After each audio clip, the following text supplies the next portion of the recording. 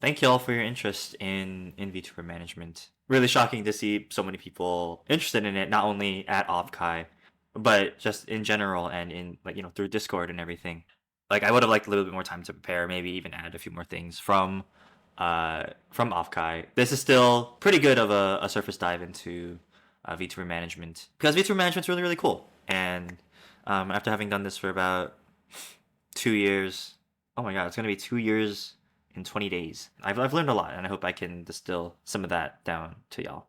Welcome to VTuber Management 101, presented by Manager Kun of Lucid Multimedia. All right, agenda. What are we talking about today?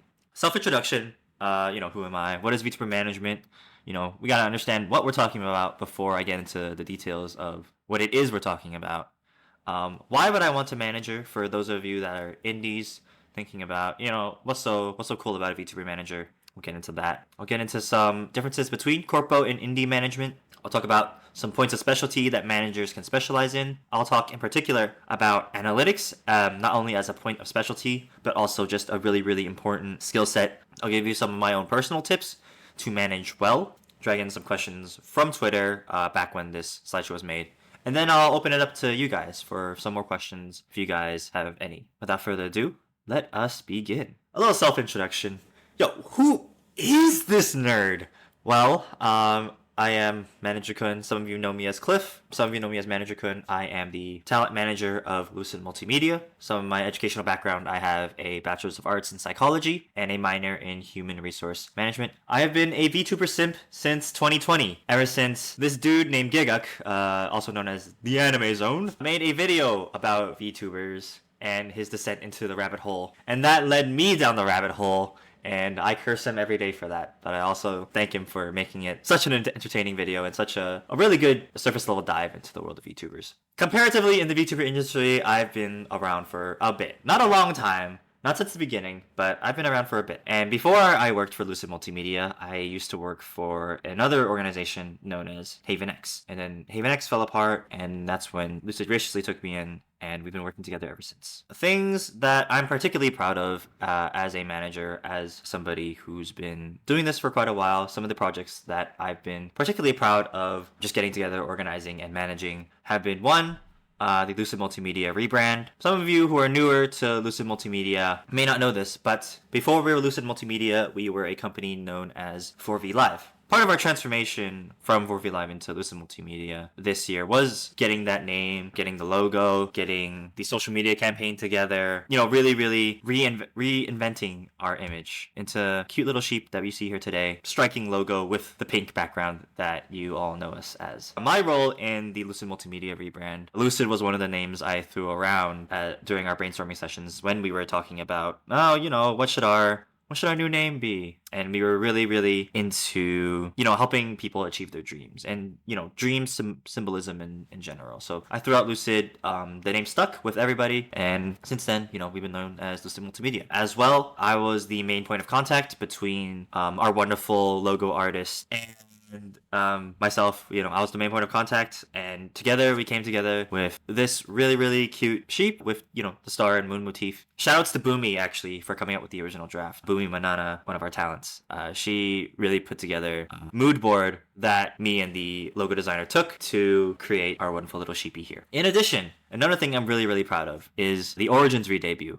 Also, early this year, we basically did a re-debut 2.0 for Angelina, Juno, and Vivian, where essentially we transitioned from their older models to these newer models that you guys know them as today. Look at how pretty they are. This photo still gives me such happiness when I see it. In addition to this piece of art, I was also the point of contact between Lucid Multimedia and many other artists to help promote the Origins re-debut, to help get artwork for Origins' new designs, and to really spread that out within the public consciousness. This art is by Gudanko on Twitter. Really, really, really amazing artist, and it was such a blast working with them.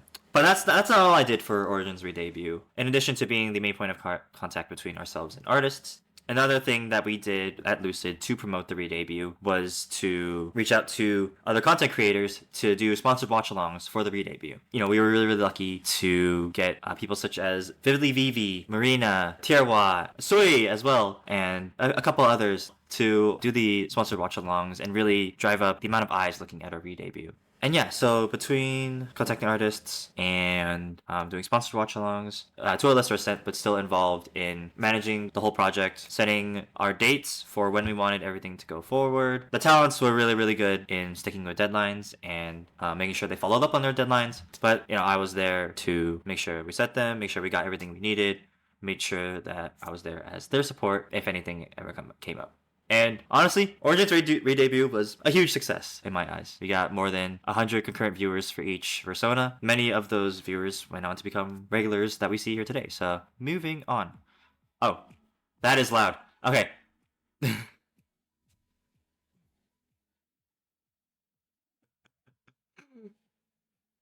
Sorry for your ears.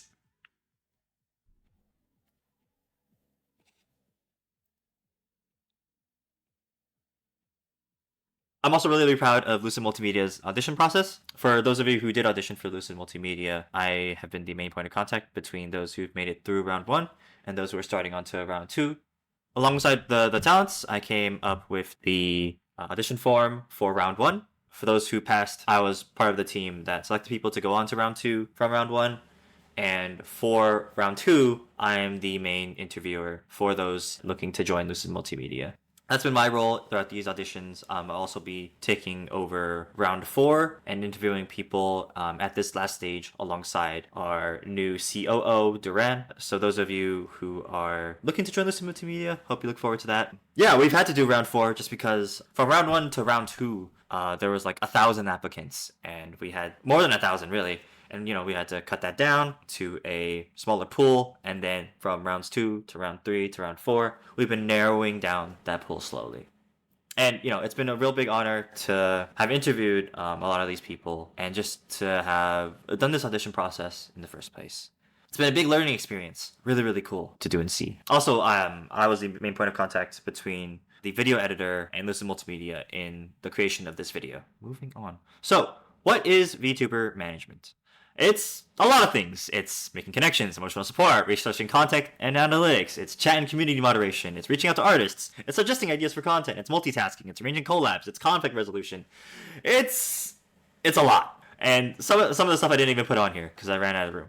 But you get the point. It's a lot. VTuber management is a lot. You're going to be wearing a lot of hats. If I had to distill it into a couple of words, it would be the application of skills, tools, and attitudes with the purpose of helping a VTuber or VTubers achieve their goals. It's a lot, but we manage.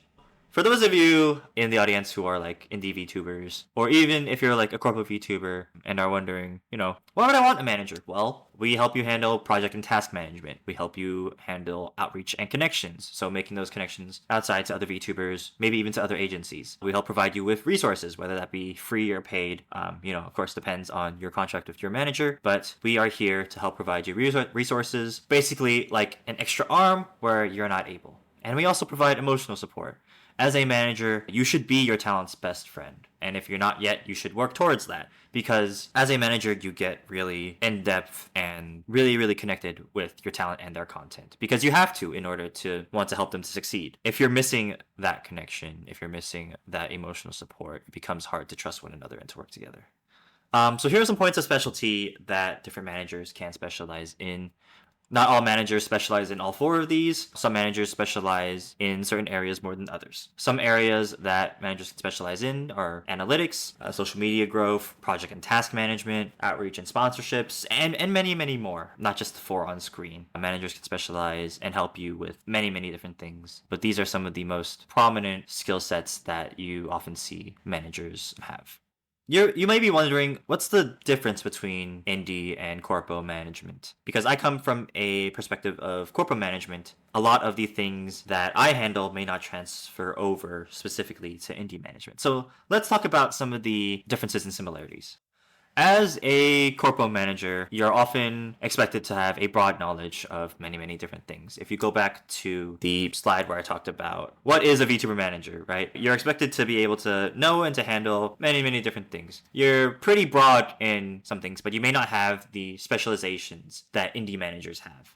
indie managers often specialize, depending on, how they market their services, they can often specialize in just social media management or looking at analytics, stuff like that. Another key difference is that in a corporate organization, in an organization in general, you're often expected and required really to adhere to strict deadlines because, the corporation as a whole wants to move forward. And in order to move forward, you gotta stick to your deadlines. You gotta stick to your deadlines, make sure that your talents stick to their deadlines.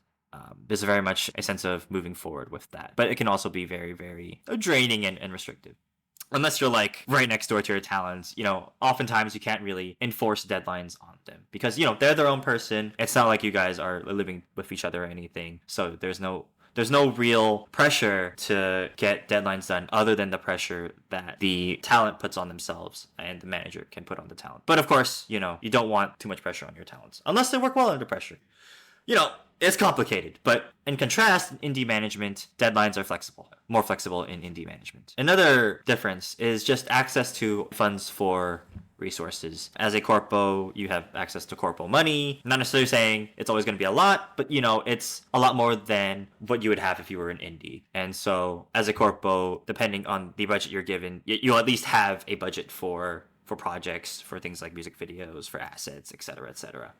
In contrast, in indie management, you pretty much only work with what your talent has and what they've been able to raise and to contribute to their own streams and such. Another key difference. In corporate management, I'm rarely, if ever, involved in stream setup. I'm rarely, if ever, involved in moderation, even though I do have the moderation roles in their chats. Because I'm wearing so many different hats, I can't always be there for them in their chat to moderate. Nor can I always be there to, help them make thumbnails or tell them what to make the description and everything. It's just, I have a lot of other responsibilities and I can't devote all my time to that. In contrast, in indie management, you often see indie managers playing more of an active role in helping their streamers do stream setup, in helping their streamers moderate their streams, even in helping to make sure that the atmosphere of the stream is comfy cozy and that the community doesn't get too out of hand. Another key difference is that in corporate management, you have higher expectations of professionalism. And this goes way beyond just like following laws and everything, right? It's just that with corporations in general, you have higher expectations, you have more of a reputation to uphold than if you were to be an indie manager. Because as a corporate manager, you not only represent yourself, but you also represent the company. And you want to paint your company in a good light. You have to paint your company in a good light. If you don't, then why are you working for them, right? In contrast, for indie management, there's like lower expectations of professionalism. You curate your own identity as an indie manager, whether that be professional or a little sussy or a mixture of both. You curate your own identity, and that is what gets broadcast to everybody else. And lastly, one of the key differences is that streamers' content and decisions are often viewed through a group lens. So Lena, for example, since she's here, Lena has a very specific brand of content. She does retro gaming, she does art, and she does handcam streams, etc., etc. She has a very specific niche within not only the VTuber sphere, but within the company. And so when it comes to the other streamers in our organization, as well as incoming streamers, one of the things that we as corporate managers have to look at is to make sure that there's no extreme overlap between the content that our streamers do. So for example, Naomi and Lena both do art, right? But Naomi is more so towards the VR chat side, the VR side. Even though she does art, it's not her main focus. They both have very different styles of art. So even though they share that art similarity, they're both different enough in content to where we can continue going on. You want to make sure that there's no extreme overlap so that everybody has their own niche. And so through playing to those niches, your organization can grow. On the flip side, indie management, you have no real obligations to make your streamers conform to a certain kind of content. As an indie manager, you could be working for 5 different streamers who all specialize in comfy, cozy content, right? And that's okay, because everybody grows at their own pace. Everybody grows in their own ways. Even if it's all comfy, cozy content, I'm sure they all do little, minute differences to differentiate themselves from each other. But as an indie manager, you don't really care that you're working with 5 streamers that do comfy, cozy content. As a corporate manager, I'd lose my marbles. But enough about differences. Let's talk about some similarities. So as managers, we both give recommendations and advice for our talents to grow. And not only that, just to keep them going, give them new ideas for what to do, etc., etc. We both give that sort of service to our talents. We also are bound by contractual obligations. So whether you be in Corpo or an indie manager, it's always very, very important that you have a contract between yourself and your talents, just to make sure that both sides understand what is expected of the other. If things ever go south, you always have that contract that you both signed to fall back on and to talk about. Lastly, we share a common purpose. Whether you be a corpo manager or an indie manager, I think we're all united in the purpose of wanting to see others succeed and really giving it our all to make sure that happens. So, many, many thanks to my fellow managers for helping me construct this slide in particular, but also just looking over the entire slideshow in general. I'd like to shout out Lucky at Lucky Akuma, Homu at Kui Homu. She is in the chat right now. Hello. As well as Trevor, Trevor Katensky. They're all indie managers, all very, very awesome people in their own rights. And they all gave me a big hand in constructing not only this slide, but this entire slideshow. And now we are moving on to analytics. So this is a very specific subset of skills that managers can have. Honestly, I'd argue you should have, because analytics is a really important tool set to know and understand in order to grow. So some analytic tools that we can talk about. But even before then, like, what is analytics, right? So analytics can be anywhere from stream numbers, like stream duration, how many followers joined you today in today's stream, how many subscribers you got, what categories you've been doing recently, what time zones and times you've been streaming in, etc., etc. Analytics comprises all of those things, and analytics is involved in looking through those numbers and seeing what takeaways you can get from them.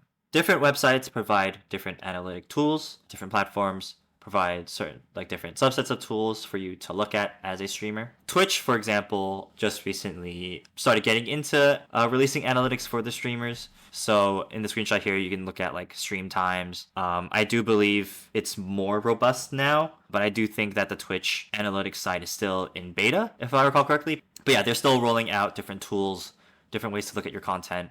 But I definitely think it's a step in the right direction, and it's definitely still useful, especially looking at, you know, what time zone you should stream in, what tags and categories you should use on Twitch for your content. I think that's really, really helpful, and it's a good step in the right direction. But still a lot to be desired on Twitch's side. In contrast, on YouTube, you get a lot more data. This is just like a fraction of the data you can get on YouTube, because it goes like real deep into the analytics. That's not just like for your channel, that's like per video. You can look at per video or your performance over a week. Like, YouTube analytics gets deep into it. And so it can be robust and really detailed, but it can also be really hard to interpret if you don't have that background in data analytics, and if you're not sure as to what you're looking for. Another analytic tool you can use is third-party sites. So that includes Streambee, Gnome, Social Blade, Twitch Tracker, etc., etc. And all these third-party sites do is just do what Twitch and YouTube do, but in some cases a little bit better, or at least a little bit more streamlined or specialized. So, for example, I really like using Gnome to see when is a good time to stream a certain game, or to look at channel growth for a particular streamer over a certain time period.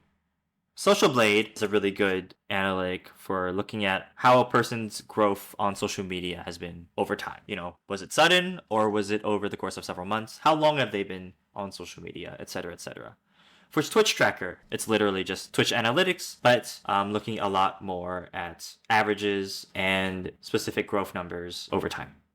A tool that I've been really, really into recently is Streambee, because it provides sort of the same amount of analytics as YouTube, but it also breaks it down into a digestible format. In addition, it also like has a lot of like neat little beta functions that are still being tweaked on, but are really, really cool. Like, for example, the top clips function or the monetization function, in addition to like viewer retention. That, like, Streambee's viewer retention graphs are like honestly pretty fucking cool to look at. And they tell you a lot. So definitely, if you're a Twitch streamer or a YouTube streamer, definitely recommend checking out Streambee for your own streams. Analytics I like to keep track of. And some of these will be through YouTube. Some of these will be through Streambee. Some of these might be on both. But some analytics that I like to personally keep track of are impressions click-through rate. So on YouTube, you have impressions and then impressions click-through rate.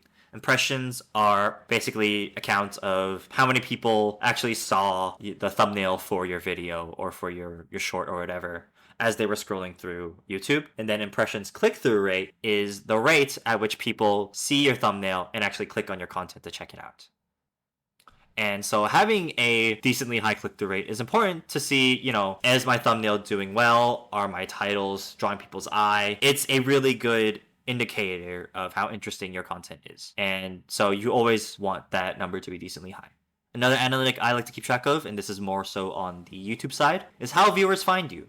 So on YouTube, you can either find somebody by searching for them, or they pop up on your homepage, or they pop up as a suggested content in an unrelated video or a related video. And so through looking at how people find you, you can get a better idea of how well your marketing is. So for example, if other people are finding me primarily through other people's videos, well then that means the algorithm has placed me well into the, probably the VTuber category. Let's just say we're talking about VTubers and I'm a VTuber. If my content is popping up more in other VTubers' videos and people are clicking on that, then that's a good indicator that the algorithm has placed me well in that niche and that, people find me interesting as a VTuber. If people are finding me through the homepage, then that means, one, I have some pretty cool fans. And the way YouTube curates things is that the more you see a person, the more likely they're going to show up on your front page. And other people's videos, there is the YouTube homepage. And then there is people who search for you, right? And so if most of your traffic is coming from people who search for you, then that means people have your name in their heads. And that tells you a lot about your personal brand and your personal brand identity. It's memorable. And so that could be something that you can play more to after looking at how people find you. So yeah, definitely a key analytic to look at. It seems not so important, but I think it really paints you a better picture of what your audience looks like. So take note of who or what is suggesting your content. Take note of demographics. So, male versus female. Are they coming from like Indonesia? Or are they coming from France? Or are they coming from Canada? Or are they coming from the US? Look at your different demographics. Look at how they're made up of. Do you appeal to boomers or do you appeal to zoomers? Stuff like that. And also, yeah, like I said, are they coming from videos? Are they coming from shorts? What platforms do people know you from? Et cetera, et cetera. Yeah, shout out regulars. Shout out regulars. They be the core backbone of our community. Another key thing to keep track of is publish time. So this is specifically for YouTube and YouTube videos, but this is also something you should really look at if you're a streamer and, look at your stream time and when you're streaming. Are you streaming when people are mainly sleeping? By looking at your demographics, you can get a better idea of what time zones people are at. And if you're streaming to a main demographic that is asleep when you normally stream, then, that's something you need to reconsider because, what's the point in streaming for the Indonesian population if every single Indonesian is going to be asleep when you're streaming, or what's the point in streaming at 9 p.m. on a weekday if most people in your audience are going to be asleep by then, right? Another thing is watch time. So this can be for both streams and for videos. Watch time is really, really important in determining how well you're capturing people's interest. Are people tuning into your stream for 5 minutes and then dipping? Or are they staying for 30 minutes to an hour, maybe even longer? Because that difference is very, very important to note. Because if people are leaving after 5 minutes, then that's something you need to talk with your streamer about. What's going on within those 5 minutes? Are you being too boring? Are you not being engaging enough with chat? Why are people leaving? In contrast, if people are staying, 30 minutes to an hour, then I like to think of that as, pretty good retention. You got people's attention for half of an hour to an hour, which is a pretty big part of the day. And that's huge. That's huge. Another key analytic to look at, like I said, yeah, watch time is key. And this goes for shorts too. If you're a content creator trying to grow through TikTok and YouTube Shorts, well, watch time is super important because if people are dipping within the first 5 seconds of your short, then your short must not be that interesting or that appealing because you only have those 5 seconds, especially on a short, to capture people's interest. So if people are dipping that early, then you need to quickly reinvent how you're presenting your information in your short. Watch time. So how do you get people to stay? Like I said, take note of what kind of content tends to draw your attention, keep your attention, focus your audience's attention, um, and keep you coming back for more, because that's what you need to add to your content if you want people to stay longer, right? What we see here, not so good, right? It's 7 seconds less than usual. The average view duration is 27 seconds, which is less than a minute. If this was a stream, I'd lament and cry. If this were a short, it's not bad. It's not bad. But if this were like a video, not good either. So, keep track of watch time and how long people stay, because that tells you a lot about the draw of your content. Another key analytic I like to look at is viewers, and this is a analytic that is much easier to see on StreamB. So the difference between new viewers, returning viewers, and regular viewers is that, for your new viewers, those are people coming to your stream for the first time, and they're new to you and your content. The reason why looking at new viewers is important is because it, like how viewers find you, is important for determining your reach.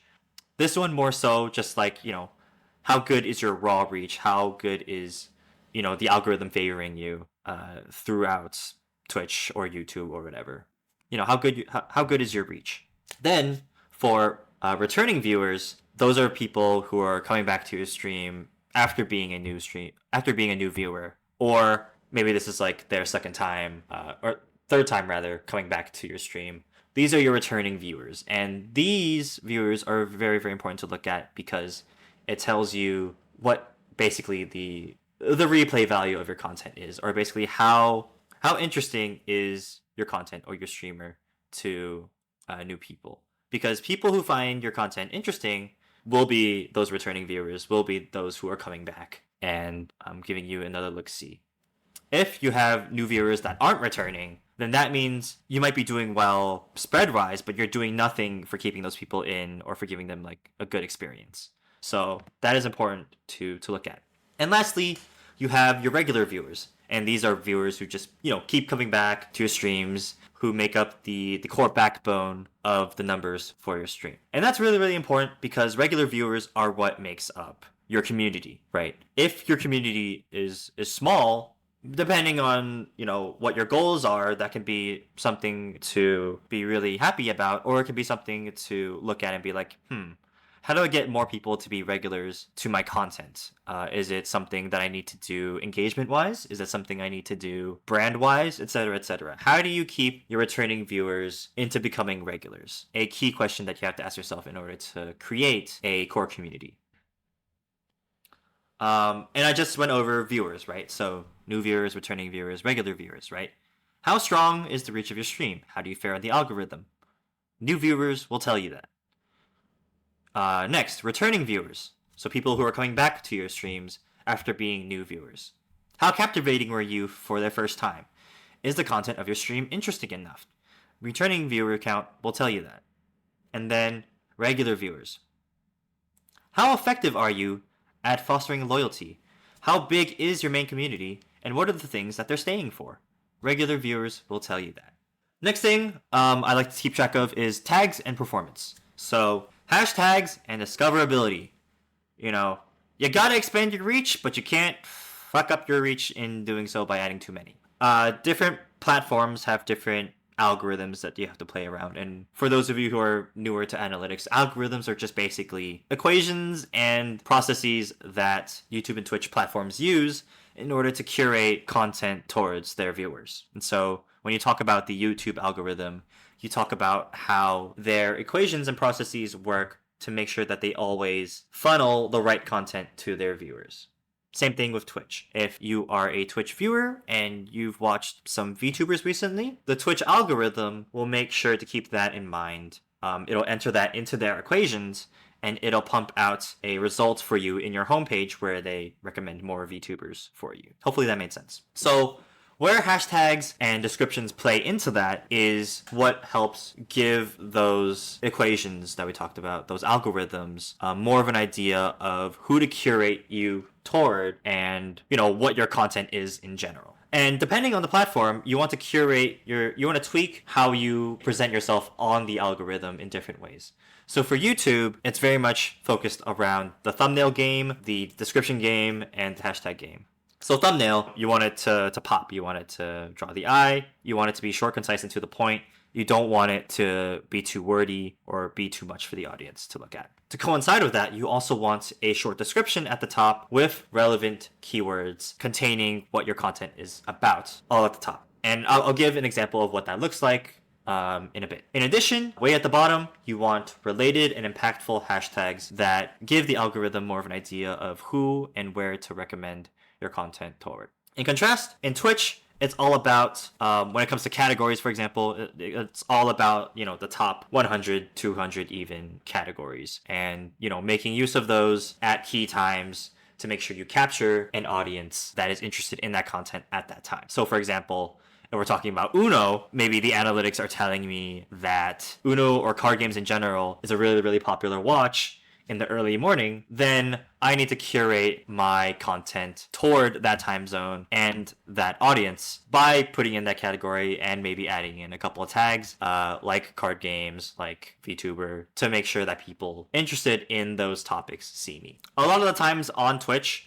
broader categories perform a lot better than niche categories. What that means is that, especially for the top 100, oftentimes you see it as like categories like just chatting or I'm just sleeping or ASMR or games and demos rather than like the specific games or niches that they occupy. And that's for a reason. It's because oftentimes the discoverability is a bit better in the broader categories. Again, it also really depends on the time in which you stream. Let's take a look at a example description, a side-by-side of a good description, a decent description rather, versus a good description. These two are a use with permission. This one on the left is Angelina's description. This one on the right is Boomy's description. Both of them do some really, really good things in their description, but there's also quite a few things that they could both improve on. So for Angelina, she has a really good description at the top with keywords aplenty, right? With Deus Ex, playthrough, early 2000s, video game. She hits a lot of the good keywords that would make people interested in video game playthroughs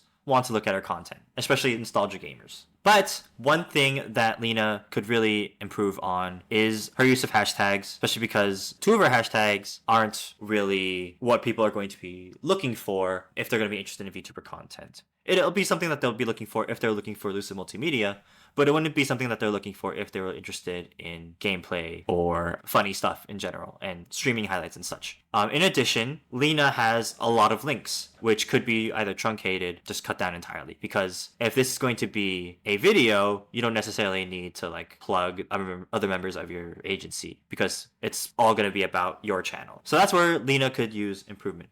In contrast, you see Boomy's, it's a bit more concise. It also is still very, very like promoty of Lucid Multimedia, which again isn't necessarily a bad thing, but people are mainly going to be here for you, not necessarily your group mates. However, Boomy could have used some more improvement in how she did her description. She has pretty good hashtags. So for example, like this was a Honkai Star Rail stream. So she did Honkai Star Rail, Hoyoverse. She's a Twitch streamer, a Let's Play, VTuber. All those are pretty key hashtags. However, her description at the top doesn't really play to the algorithm. And so the reach of her video could have been impacted through that. The difference between those is that Boomy's caters a lot more to the content that she made her video on.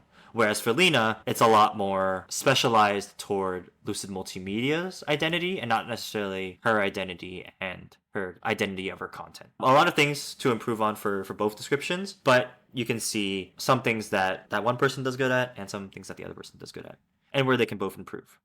Tips to manage well, and these are stuff that I've had to learn the hard way after doing this for about 2 years, that I wish I could have told the me from 2 years ago, or even to just a VTuber manager beginning today. 1.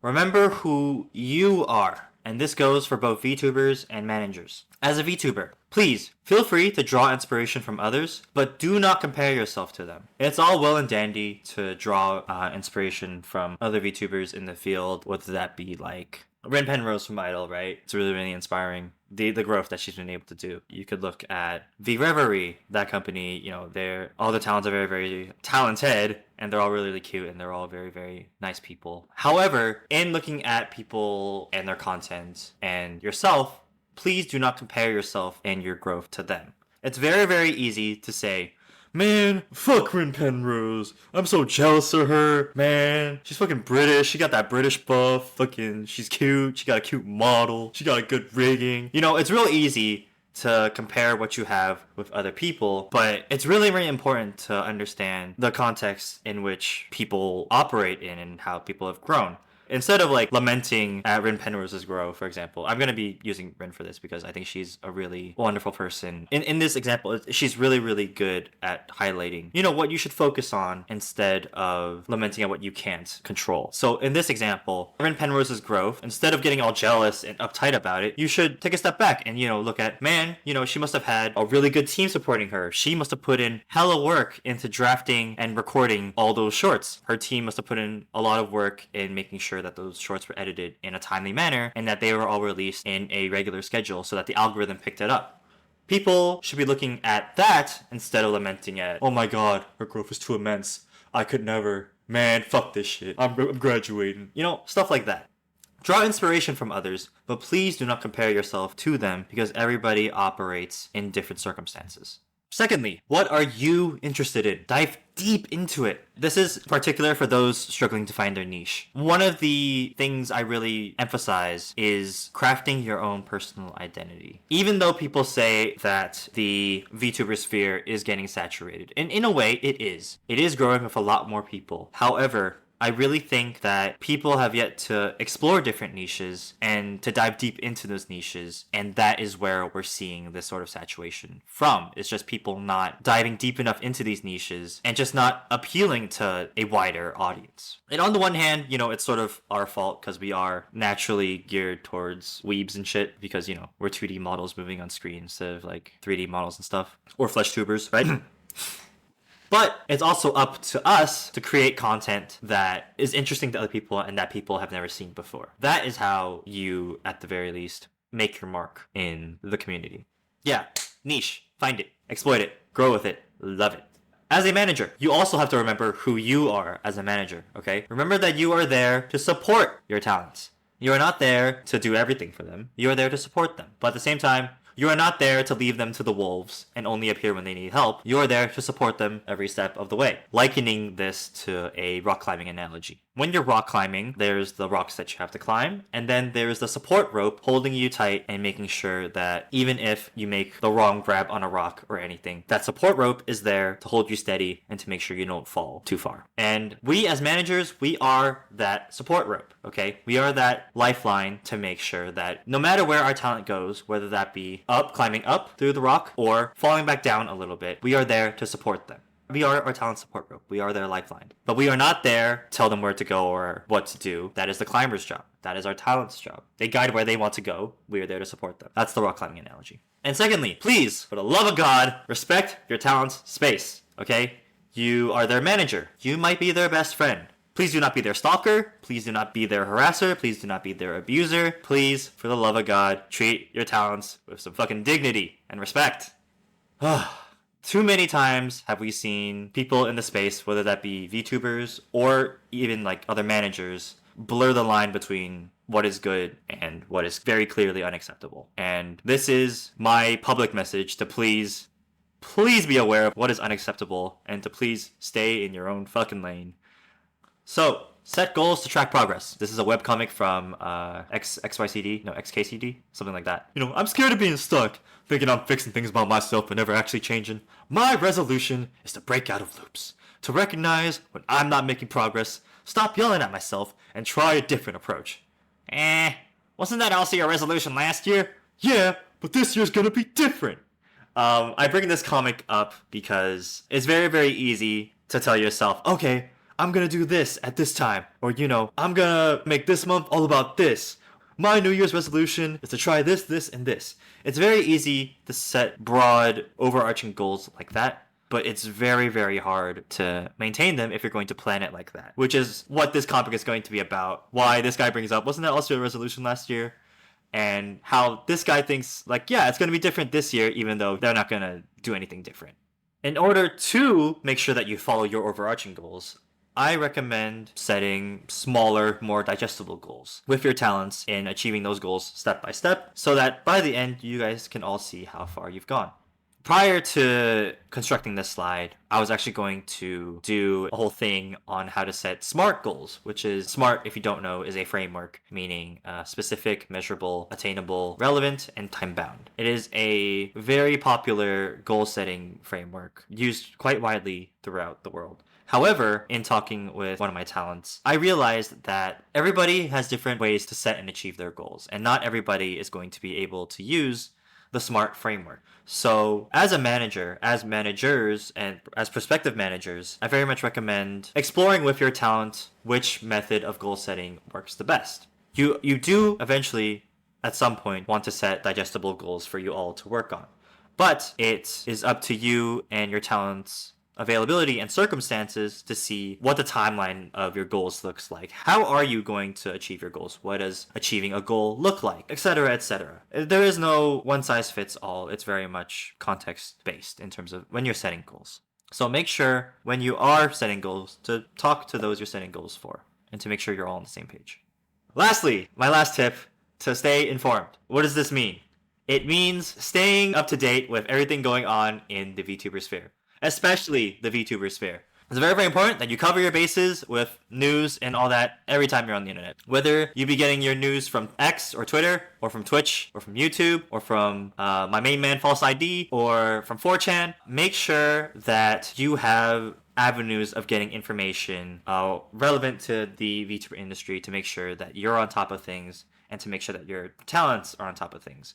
Because I tell this to a lot of people, but I really think that information is one of the best tools a manager can have because it just goes into everything. Information dictates whether or not you're going to stream a certain day, whether or not it's wise to stream a certain day, whether or not it's wise to stream a certain thing. For example, like Hogwarts Legacy, for example. Information dictates how people see a certain person or whether or not there are like red flags in anybody's community.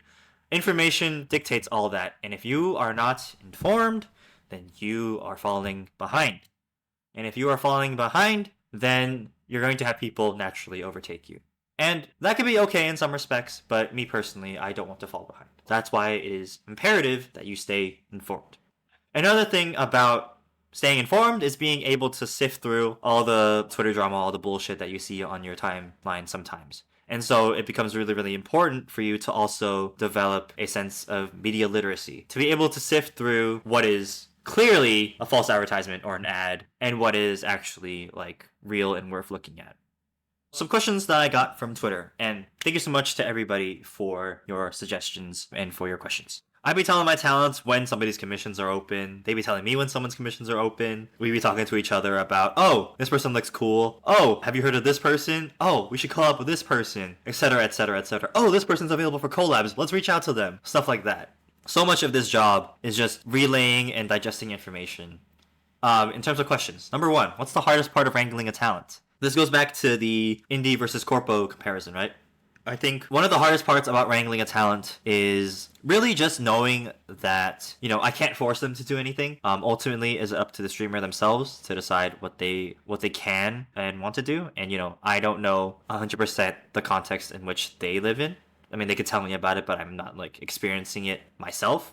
And so there's that little disconnect. I'm trying to say like there's always going to be that off chance that things aren't always going to happen according to plan with talents because, that's just how things go in life sometimes. Either, you forget to do something or your talents forget to do something. It's very, very important that you have backup plans in case things don't work out according to plan. And oftentimes when wrangling a talent or working together with a talent, things don't always go to plan, and it's really important to be flexible. As a manager, how much input do you have regarding stream ideas or content creation?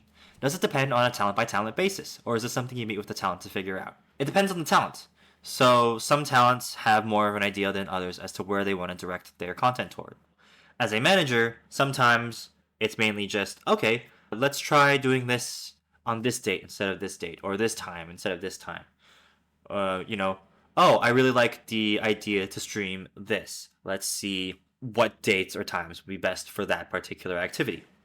So for other talents, sometimes you have to get more involved. So, sometimes I make more direct suggestions as to what content somebody should do. So for example, if somebody's niche is just chatting, zatsudans, and getting to know their audience and all that, then some stream ideas we could do is, have a themed Zatsudan, have a themed Just Chatting stream. What can we add to the Just Chatting stream? Can we add photos? Can we add a hand cam? Can we add like props or anything? Transform that content into something more interactive with the audience. And that's what I meet with talents to decide sometimes. To answer the question, it really does depend. 3, how much time do you spend looking at other creators or competition looking for ideas? A lot, really. And on the one hand, like, it's unavoidable, right? Because if you're, like I said, if you are doing your job, you're staying informed. And if you're staying informed, you're getting a pulse on what everyone's doing at a particular date. Not that you know any particulars, but oh, people are going to be streaming Baldur's Gate this weekend and for the foreseeable future. Or that, okay, this so-and-so game's coming out, I should probably prepare for that by, maybe doing a playthrough of the prequel or whatever, To answer the question, you gotta spend a lot of time looking at other creators, looking for ideas. But again, please do not compare yourself to other creators. Everybody, again, operates in different contexts, and what works for one person might not necessarily work for another. And so that is why, when looking at other creators for ideas, it is important to take what they're doing, see if you can apply it to your own context. Next, what do you think is the best form to contribute to the growth and well-being of the company in the plural and the singular? As in, what do you think everyone should do and what you should do?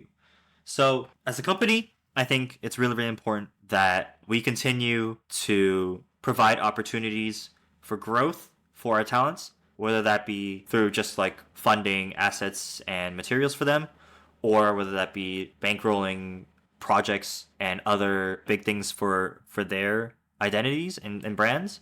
Or as a company, it's really, really important that we stay stable. I think it's really, really important that so long as you can reassure your talents that you're going to be here within the next year, still continuing to do what you're going to do in assisting them and making sure that their needs are met and that they can rely on you to do things, you as a company will prosper because they will trust you to, at least hold on for another year. And a year is a long time, especially in the VTuber sphere.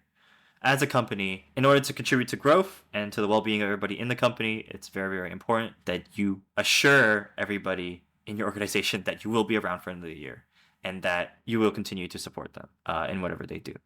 As for the singular, as in what I should do, my job and what I should continue to do a good job is to make sure that I continue to stay up to date with everything that's going on in the sphere, that I continue to be diligent in helping people stay on top of their deadlines, their projects, etc., as well as continue to provide that emotional support, that backbone for our talents.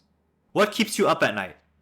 One thing that keeps me up at night, I'd say, is fears and worries that I may not be doing enough or that, like, I'm squandering an opportunity somewhere that I don't know about.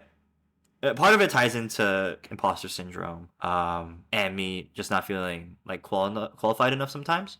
And other times, it's very much just like, sometimes I just don't feel like I'm doing enough. And I can't really, like, delve into that. It's just that general feeling. How do we maintain morale during hard times, if there are any hard times? There's definitely been hard times, especially in Lucid Multimedia. We've had our fair share of hard times. I won't get into details, but we have. In order to maintain morale, it's very, very important that people communicate effectively. You don't want to... During hard times, the worst thing you could do is over-communicate and waste time deliberating on things that could have been very, very simple. Because that's how you drain everybody's energy and enthusiasm for the company, is bogging down things with overcomplications and stuff. In order to maintain morale, it's important that you give everybody a sense, whether that be true or not, and I hope for your sake it's true, that things are stable, that you all have a plan. You want to give off that impression that things are stable and that you have a plan going forward. Because if you don't, then that's how people lose faith in you. That's how people start wondering, hey, what the heck am I working for this person for? they clearly don't know what they're doing. And you don't want that. You don't want that at all. Another key thing to maintain morale is just checking in on your people, right? Whether that be your staff or your talents. If things are plaguing them, it's very, very important that you communicate with each other just so that you're all on the same page. There are some problems or some like issues that pop up in people's lives, or some circumstances that you as a manager are not going to be able to fix. That's just the reality of it. I fucking hate it. I hate that I feel powerless sometimes, but it is what it is. But at the very least, make sure you're there as a listening ear for the other person. That is how you maintain morale. That is how you maintain trust in one another. Next, what goes into deciding what projects/collaborations your clients will participate in? How much say do you get in what kinds of projects they work on? This also depends, or at least in my company, talents decide what sort of projects they want to work on, what sorts of collaborations they want to work on. My job as a manager is just to provide as many of those opportunities to my talents as possible and see which one sticks, whether that be through ideas or by recommending them resources, etc., etc. Ultimately, the decision is theirs, but I'm just here to open their doors. Do managers help VTubers in making their VTubing activities officially count as being a business? Do they do the taxes, file income reports, legal stuff, etc.? Thanks. So this really depends on whether or not you're Corpo or indie. If you're Corpo, yes. To sum it up, yes. Taxes and income reports and all that depends on the company. However, as an indie manager, you probably won't be expected to do that. That'll be more the streamer themselves. All right. That is it for our presentation. I want to thank you all for coming. Now I'd like to open it up to the chat for any questions that you all may have. How the heck do you start? Okay, that's a good question. I think in order to be a good VTuber manager, I think it's really, really important that you start off VTubing yourself. And the reason I say that is because there are a lot of things that I had to learn the hard way or in the thick of the moment that I wouldn't have had to stress myself over if I just learned it from starting off as VTubing myself. This goes all the way back to my Haven X days when I was still like relatively new to the field as well as the industry, and I didn't know what I was doing. I had no manager to look up to. There was nobody doing slideshows like this when I started. It was all just VTubers and the very secretive VTuber managers of big corpos, right? And so I think in order to really understand how to get into this industry, how to grow, what to look at, I think it's just really, really important that you start off being a content creator yourself. Because in doing so, you get a feel for what analytics to look at. You get a feel for what niches are and how you play to them. You get a feel for how to market yourself. And in doing so, you learn how to market other people. You get a feel for collaborating with other people and talking with other people in your sphere. So much of this practical experience you get from just trying it out yourself and then honing those skill sets as a manager that I can't understand enough. Please, if you're trying to become a VTuber manager, start off as a VTuber. When you're naming short form content, what would be some good tips? It depends on your platform, right? It depends on whether or not you're on YouTube or you're on TikTok, because the algorithms pick up on different things. And for example, I'm not as well versed on TikTok. I'm a bit more versed on YouTube. So for YouTube, I would recommend you keep it like, as much as I hate to say it, clickbait works a lot of the time in tandem with like a good thumbnail. I will say, especially if you're a smaller streamer, oftentimes it's not worth it to put your name in the title of a clip. It's much better to either do like VTuber or whatever kind of VTuber you are, whether that be like llama VTuber or cute VTuber or weeb VTuber or nerd VTuber, whatever, right? Whatever hits those particular more broader keywords that translate over to your content and your identity. Because especially when you're smaller, people aren't going to be searching up your name, unfortunately, right? But they are going to be searching up VTuber content. If there is a specific identity that you have that they are also interested in, that'll be something that'll pop up on their feed. I hear this a lot, but how do you find talents to manage? So that depends on whether or not you're a Corpo manager or an indie manager. If you're a Corpo manager, they literally just come to you. I did not have to work for Lena, for Boomy, for Viv, for Juno, for Nay, for Xander. They all came to me, and then we've been working together happily ever since. But for indie managers, That's a really good question because it can be hard to get your foot in the door even with, the experience that I talked about before. And so to find people to manage, honestly, sometimes there are people on Twitter who actively like advertise, "Hey, I'm looking for a manager, or at least somebody to help me make this process easier for me."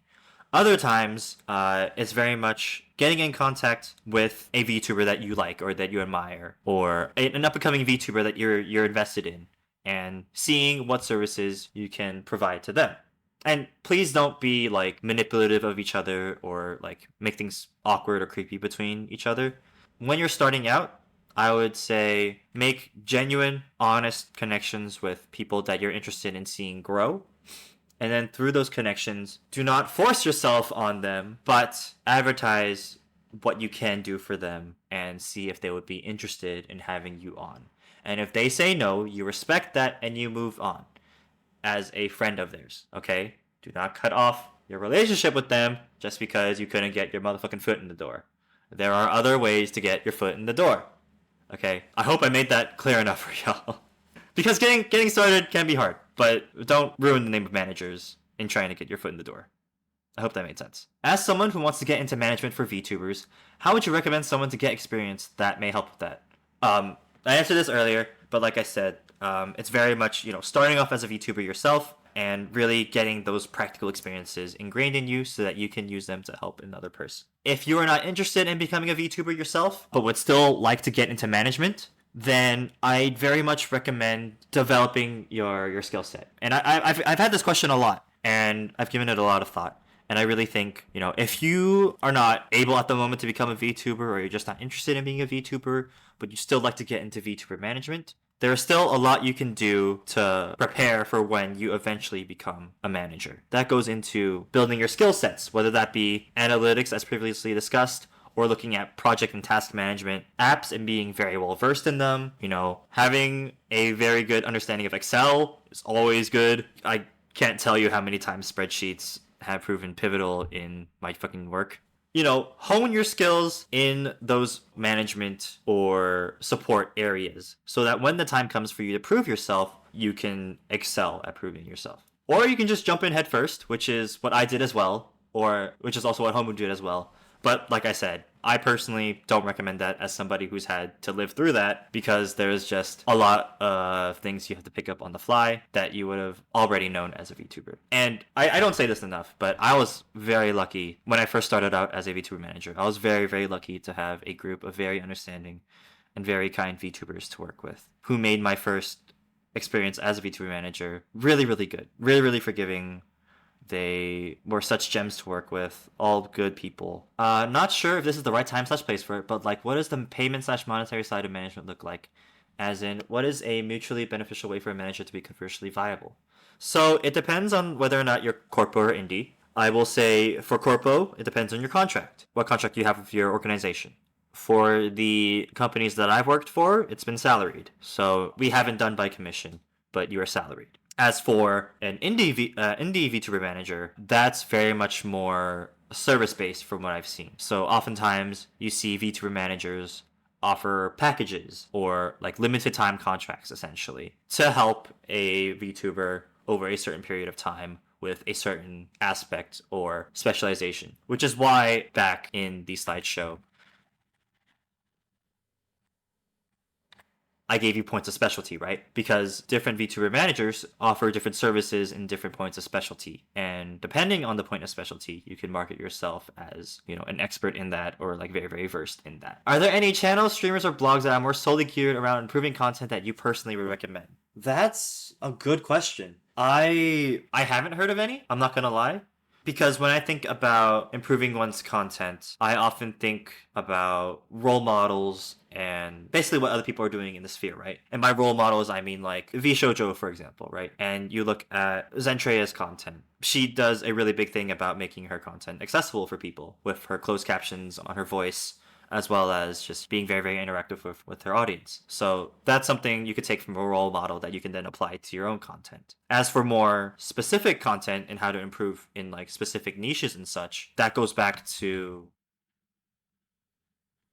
taking inspiration from others, but not, comparing yourself to them. I myself don't really know of people offering tips on how to improve content or wait, actually I do. I lied. I do.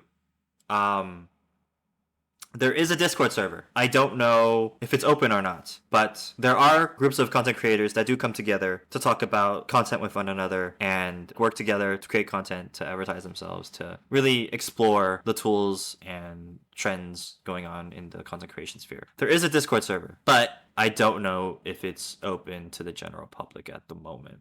When it comes to your own company, as I'm sure it's different in other companies, how do you pick what talents you take into your company? Do things like design take a part along with the content creation talent? This goes into our audition process, right? And I will say that, especially because this process was adoption style, which is where people come in with pre-existing models and identities, design, of course, plays a role. We want to make sure that people's designs mesh well with ours and that there's no clashing or over similarity between people, right? But also, when it comes to selecting people, it depends on the niches that people function in, among many, many other things, right? I can't give you the full list of things that we look at because that I'd lose my specialness. So if you're gonna be creating your own VTuber auditions and such, get your own stuff, get your own material. But those two things that you asked, we definitely look at them. Is there any one incident that made you question if you were cut out for what you do? If so, how did you bounce back? Have you ever had one single incident that made you think to yourself, yeah, definitely. It was definitely one major point that made me reconsider if I was even doing well enough at VTuber Management was when Haven X fell apart. So last year, when my first organization fell apart, that made me really question whether or not I was cut out for this whole thing and for whether or not I did all I could, right? And I think that's part of where those late night thoughts of hey, am I doing enough originate from, because I never want that to happen again. Just the way Haven X ended was so bitter among all sides that I never want to live through that again. And so I really want to do my best, and I'm trying to do my best for the Lucid Multimedia talents. And that's how I'm bouncing back. It's a bit of a cop-out answer, but, I found a new family, and I'm going to do my best to stick by them and do right by them. And I'm very, very lucky that they took me in. If there's one thing outside of their own streams you would recommend VTubers work on to get their name out there, what would it be? Dude, and this plays into establishing your niches. I would say just work on yourself. Whether that be being healthy or learning new skills. Definitely learning new skills. I think that's how you establish more of a niche for yourself. And through that niche, through developing those skills, that's how you're going to get your name out there. You're going to have more things to leave an impression on your audience with, right? It's one thing to be good at singing, right? And to have karaoke streams. And there's quite a few VTubers who are good at karaoke and good at singing. But it's quite another thing to be a fucking, grade A record deal impending singer with, a vocal range to rival that of fucking the Muses, right? You only get that by working on yourself, by practicing your voice, right? Not everybody is born with that. Right, that's something you hone. That's a niche that you build, that you get into by building more on yourself and your foundations. As an indie, Twitter/X is key. I put out a tweet advertising my services, and people came to me from there. 100%. As much as we like to dog on Twitter/X, it ultimately is the central hub for the time being for VTubers. Do you think it's better for streamers to jump on whatever game everyone's playing, or do you think it's better to stay away from it? It depends on a couple of things. So one, it depends on your passion for the game, right? Because there's many VTubers who take the next trending thing, wear it out, and then move on, right? And that's fine. It works for them. But, a lot of people get tired of seeing that. Other streamers take popular games like Genshin, for example, and they craft their identity around that, or they craft their streams around that. So even though they're hopping on a trend, they're at the very least trying to stay in the community and trying to build their niche through that. I personally recommend the latter option, which is to see what trending game you like, but at the very least try to stay in it and curate a community around yourself playing that game. Of course, it all depends on whether or not you like the game in the first place. And that's when it's fine to, that's when it's fine to start off with a variety of games that you're trying out. And then once you find that one game that you really want to put your roots down into, then establish your niche around that and grow your community through there. What are some things as a streamer yourself that you were able to carry over to VTuber Management? I've only been a streamer for 2 weeks. I've only been a streamer for 2 weeks. Prior to being a VTuber manager, I did not start off as a streamer, and that is one thing I really regret because, like I said, there's a lot that I didn't know that I had to learn the hard way. But if you were to ask me about stuff I've learned over the past 2 weeks that I'm carrying over to VTuber management, I definitely think it's man, Scuff is hard. Scuff is hard to control. Fucking I dog on my streamer sometimes for having Scuff on their streams, but man, is it hard to avoid. So I'm a lot more understanding of that now, and I mean, I was understanding of it before, but I'm a lot more understanding of it now, and like I said, shit happens. Is there a Discord server for managers to chat, network, share tips, etc.? So that was actually a question I got at Offkai as well. And at the moment, no. I don't know of any Discord server for specifically managers to chat, network, and share tips. I don't know if there would be an interest in that, or if it'd be worth making, or if I would even have time to upkeep on that. But it definitely sounds like a very, very cool idea, and definitely a resource that I would have liked seeing if I were to start out. So I'll consider it. I'll think about it. If people are interested in making it, please feel free to do so. I'd happily join. I found more VTubers looking up games I like, typically not currently popular games, that they are playing for the first time, and it's always a pleasure to stay around.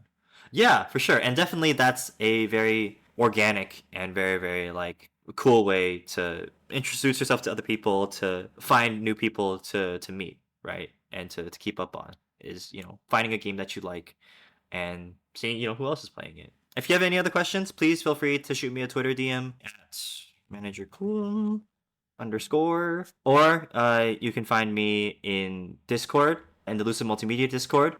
And if neither of those options work for you, please feel free to go to my Twitter and email me. I'll be happy to respond. But other than that, thank you all so much for your time.